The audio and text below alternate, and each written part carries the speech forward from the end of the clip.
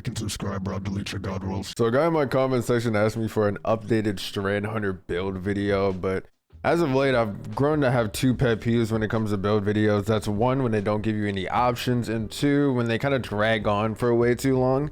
I'm not here to farm you for watch time. I'm here to kind of help you out here. So help me out by liking and subscribing so I could be a full-time content creator at some point, eh? Let's get into the video. The best builds start with their exotics, and my top three are as follows. Stompies, because duh, like, you know why Stompies is good. It's been good all of D2. There's a gnat flying around my fucking screen and I'm gonna blow up. Lucky Pants, this is more if you're a hand cannon user. You get all the benefits of using Stompies, but then you get a little extra bonuses with accuracy, and apparently you get extra damage, which doesn't really matter that much, but you know, it's a bonus. I'll go ahead radar. I absolutely love this fucking thing. More information is never a bad thing. Plus you get to mark targets, you get extra damage to low health targets, and airborne effectiveness. Like, it's pretty A tier, honestly. An honorable mention is Crateracne's Facade. I do not use this that much. I know that it does have some gimmicky uses if you were to use your grapple and then capitalize off the fact that you have woven mail, but I play highly competitive game modes,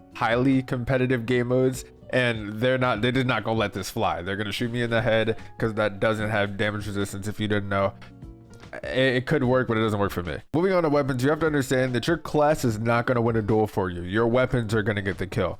Therefore, top tier weapons are a must. The guy that asked me for the video, he said that he's a returning player, so I'm only going to suggest weapons that you could get now. You know what I mean? Weapons that are a little bit more prevalent right now, not old weapons that are still good. Absolutely tippity top of the list is Redrick's Estic, whatever, however you say that last shit. This is literally probably the easiest to get on the list and the best. Like, this weapon is broken right now. It's a pulse rifle, so it's useful at all ranges.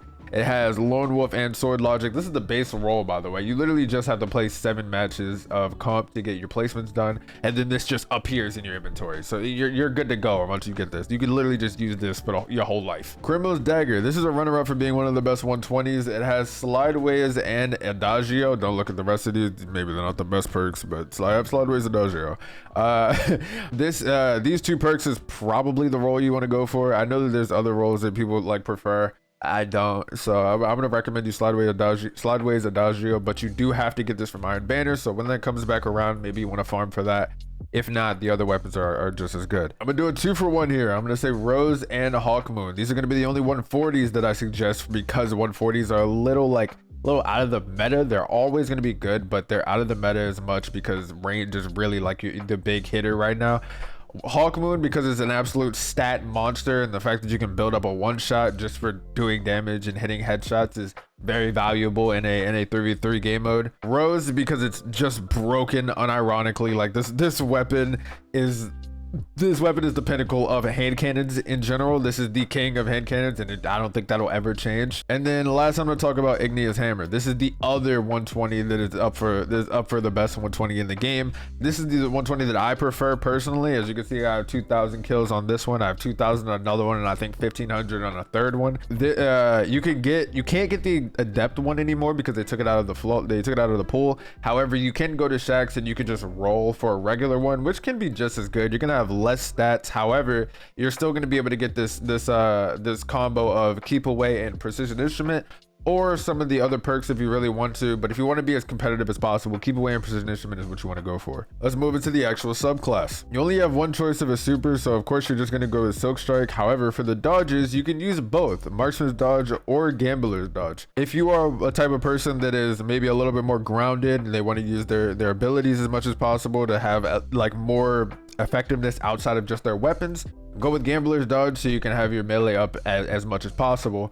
If not, you want to use your suspends maybe a little bit more defensively, or you want to suspend aggressively and have that uptime as much, then use Marksman's Dodge. I personally go with Marksman's Dodge more than Gambler's Dodge, but I have had Gambler's Dodge and the melee win a couple 1v3s for me at my time. I strongly recommend to use Strafe Jump. Now, Bungie nerfed the ability to bounce off of the roof and get a speed boost with Stompies.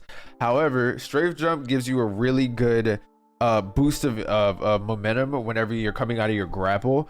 If you need me to explain that a little more, I can maybe do a video on like different techniques you can do with Strand Hunter, but I'm not going to delve too hard into that now. that bonus in speed is just not replicatable, it's not as good on other jumps, right? It's not as good. Threaded spike, of course, you only have one melee option, and a grapple grenade. Now, both threadling grenade and shackle grenade are like too finicky, too gimmicky, and way too easy to deal with for me to recommend for you to use them.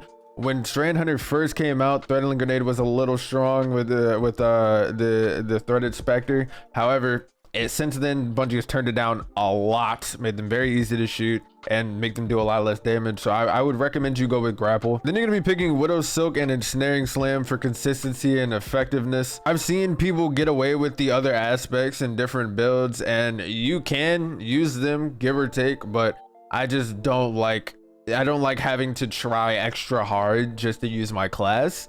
And I find that these are just better anyway. Finally, for the fragments, anything that I don't cover, I either haven't tested or is ass. The only must have is Thread of Ascent.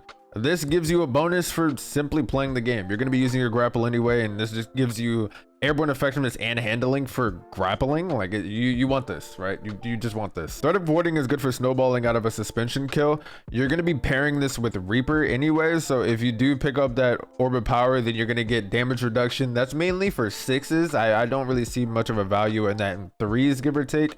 However, I can say that it would be valuable to have damage reduction after a kill. Thread of Binding, again, really good for 6s. You get a suspending burst whenever you kill somebody, which means after you get a kill, like a burst of energy goes around them, and anybody in that radius will get suspended. So it's really good for killing groups of enemies. I've seen this kill three stacks when they're on top of each other.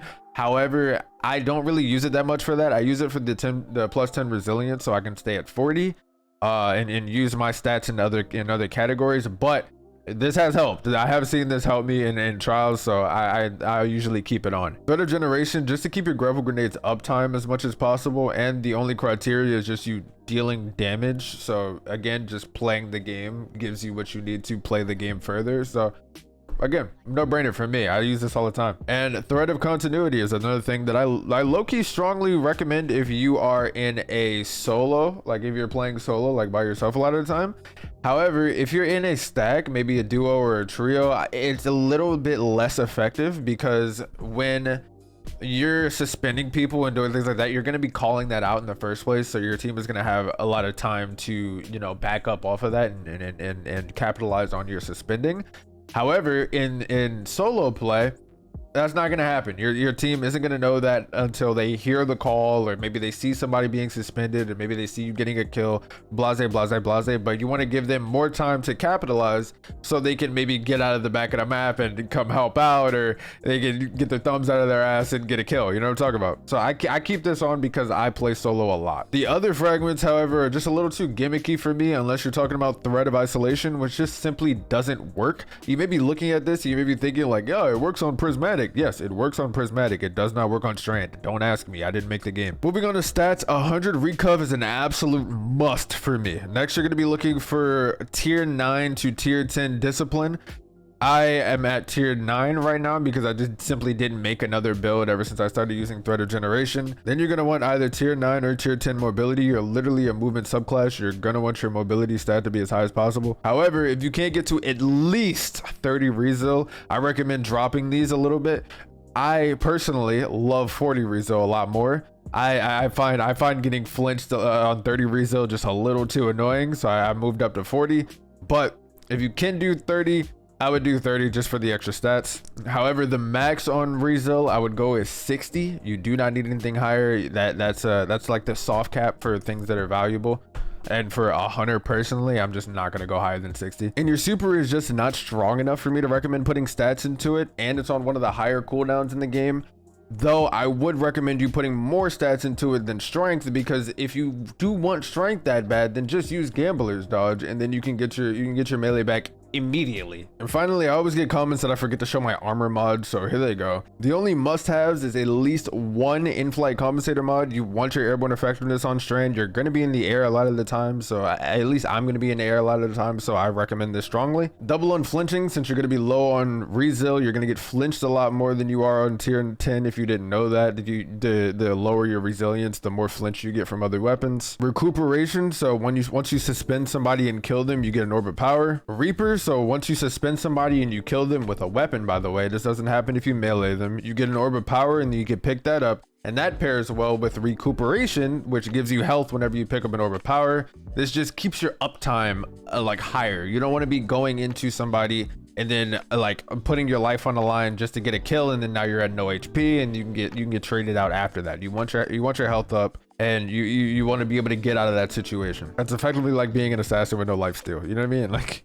you just don't want that. And in this slot, you're gonna want either invigoration, which reduces your melee cooldown whenever you pick up an orb of power. And honestly, I might swap this. I was kind of testing this out for me, but I think you should go for innervation so you can keep your grenade up as much as possible, because again, you can just use gambler's dodge if you want your melee back. Like, you do not have to build into strength at all, because gambler's dodge just gives it to you immediately. If this video helps you out at all, or you have any extra pointers, please leave anything in the comments. It'll help out the video a lot. And if you need to look at the playstyle you're going to be looking for playing a Strand Hunter, then I will have a video linked in the description and a video on the end card that you can look at. And I think that's everything. Hopefully I will see you in my next video, and to make this as quick as possible, remember to smile.